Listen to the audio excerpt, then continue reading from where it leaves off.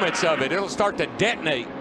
So give me some air, and you still see the steam rolling out at the base of the windshield of the 18 of Kyle Busch. Is he going to get shuffled out of the way? Here comes the 31 of James Buescher up the middle. I don't know if there's any room, but there They go. Problems as they go through the triangle. Austin Dillon is caught up in it. The 31 of Buescher's caught up in it. That's the rest of the field. They're right all there. in it. That's They're all done. in it. There's only 2 guys left running.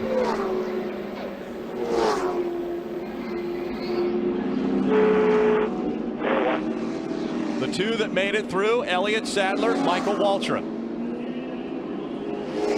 Take a look at the cars, trucks that are still under their own power. Elliott Sadler, Michael Waltrip, Miguel Paludo. Chris Fontaine in the 84. How about Austin Dillon? Look at all the damage on that 3 truck of Austin Dillon's. There was some heavy contact. The 18 has got damage and looks like a steam engine. Todd Bodine. Todd, this is his second to climb out. His second go around. He said, I guess that about do it right there, boys.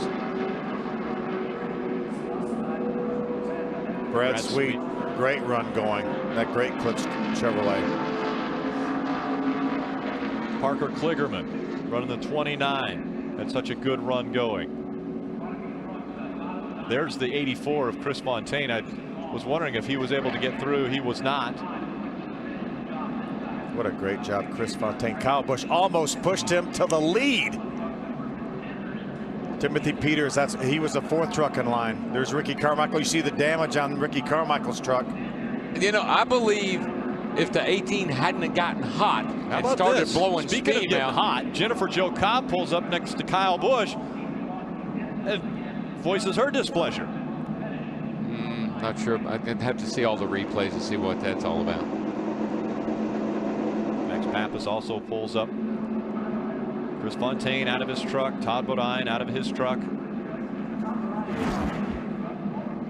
James Buescher jumps to the inside. Let's see who makes contact first. James Buescher's good. They just start bouncing around back in there. It was really Brad Sweet in the 32 truck. Maybe the 32 got hooked by the 51 truck. Red flag is out. That's kind of what it looked like. They just started moving around. They were wobbling as they were going down toward turn 1 there. It's real.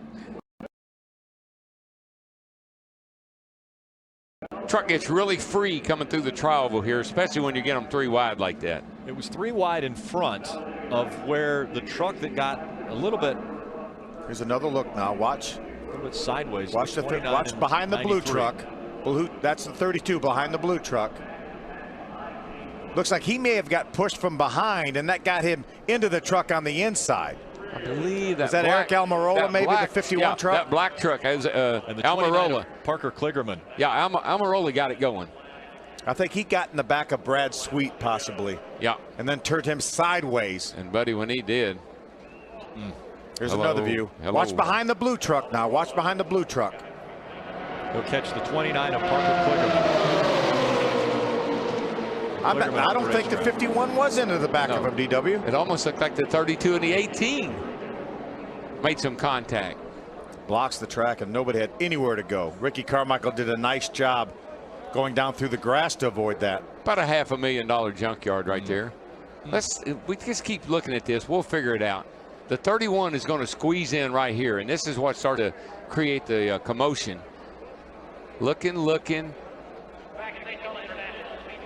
Yeah, here we're going to. You see Buescher start wobbling there a little bit. Little bit of movement. What's maybe the 93 of Cole Witt may have got into Brad Sweet, possibly. Yep. Right into his left rear corner. How about Miguel Paludo, that white truck, avoiding that's going to end up in the 3rd spot when they get to turn 1. But Phil, you know, when they start moving around like that, all that movement, you really don't have control of your truck. You talked about at the very opening of the show.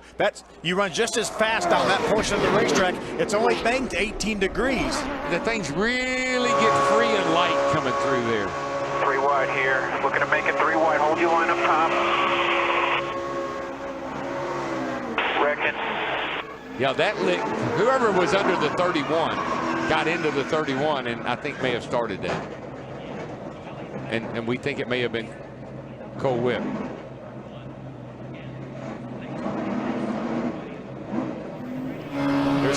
Peters, he's going to be another one of the guys, the fortunate ones that gets through this. If you can get through this, you're Houdini. That's all I know. Look at this. How are you going to get through here? How are you going to get through here? Unbelievable. Wow. Unbelievable.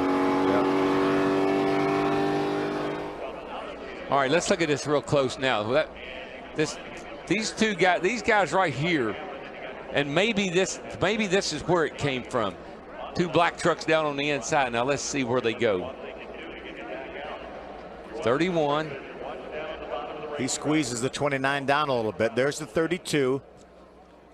He starts wiggling. He started wiggling. The 51 of Almirola did not get in the back of that 32. He just got a little bit loose, like you talked about, turned sideways and got into the truck on the inside. Clipped him and turned him right into the 31.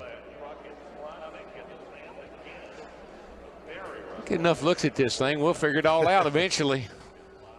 Oh my, look at that at real time. That was a hard hit by Parker Kligerman. And I'm not sure, Phil, but down in there may not be any safer barrier. I think that's right in a part of the racetrack where they don't have safer barrier. Just before it starts back for the corner. Yeah, they had just gone through the trial. There's a start-finish line right there. Just past that. Now there was some safer barrier there. They caught some of it right at the end of the safer barrier. Yeah. You can see, if you look on the outside, you'll see those blocks of styrofoam. Yeah. Yeah, right. He caught it right on the end. Piece of sheet metal flying through the air and flying everywhere. Thank goodness that it landed in the infield. What an amazing job, though, by Miguel Paludo to avoid this, as well as Timothy Peters. And those essentially were the only 4 trucks to emerge unscathed. You see the damage to a lot of the trucks that are stopped here because we're under a red flag condition. Can you believe the way the seas parted for that 17, though? I mean, how could he get through that whole mess? He drove through the whole thing and didn't hit anybody. A lot of damaged race trucks. If I don't trust if I shut it off, it'll fire back up. Kyle Busch saying, I don't want to shut it off. Trucks that looked so good earlier today, now messed up.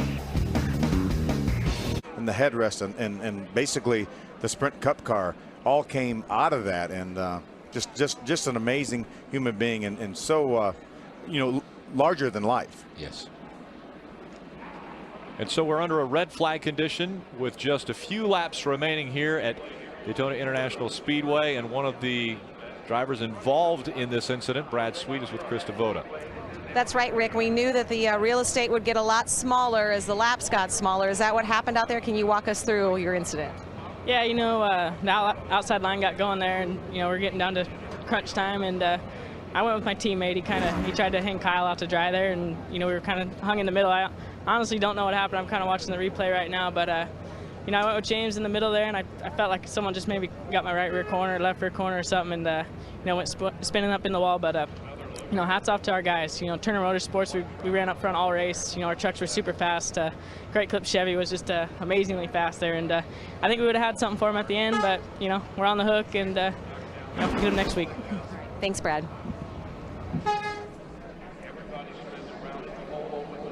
Let's see if we. Well, Ray, they have a chance, and every time we come to a super speedway, Todd Bodine feels like he has a chance. That chance was snuffed out with just 4 laps to go. Yeah. Well, it was kind of snuffed out earlier than that when we got together over there. I don't know what Travis was doing, pulling out line, but running and nowhere to go, run right into him. But it's not a great way to start. Yeah, watch the replay here. It looks like the 29 got in the back of the 31. That's what kind of started this whole thing. And, it's good, tight racing. A lot of these guys don't know what's going on sometimes. Well, maybe it was somebody behind him. Anyway, it was a big mess. It's not a great way to start this relationship with Tire Kingdom and Service Center and Valvoline. Valvoline's been great to us, but we'll come back again. We'll get them at Phoenix. It's a long season, a new point system, so we'll see how it shakes out. Get them next week. That's sort of an ongoing theme. Let's bring Austin Dillon in here as well. Austin, you were watching the exact same monitor trying to figure out what went on. I know you had high hopes for that pole position tonight. What happened? Yeah, I felt like we were in the position we needed to be. I'd already been talking to Andy about what we're going to have to do on the white flag lap. We're sitting third. That was the spot to be in. And felt like we ran our race. Just struggled there at the end. It happens, man. It's Daytona. I don't know what else to say. Really upset for all these 3 fans and Bass Pro Shops, but heck, I think we gave them a good run, and people know we're here this year, and it's a lot better than last year. We made it to 96 or something, so that's way better than number 1, huh? 95 lap improvement. Thanks, Austin. Hermie? Time. Chris Kubota. Well, I don't know if anyone is more frustrated down here than Chris Fontaine, because he could smell victory similar to Talladega last year. Talk about your chances, and you had Kyle Busch pushing you. Yeah, in practice we talked about it if we could get hooked up. That was the plan, and I didn't really think we could make up that much ground on the outside. Nobody else was really able to make it work, but my spotter was telling me what to do, and Kyle was pushing me. I mean, you know, inched our way up there. I don't know if we led that lap there, but it was close, and I could smell victory. I could taste it. It was 4 laps away, I think it was. I don't know what would have happened off turn 4, but it would have been fun. Is there any positive you can take out of this, of people watching at home now, like we said after Talladega, knowing your name and seeing that someone like Kyle Busch wants to and chooses to work with you? Well, we need a sponsor on the side of that truck so we can go to every race. Our doors are open for anything. We're definitely be at all the Speedway races, though. Thanks, Chris.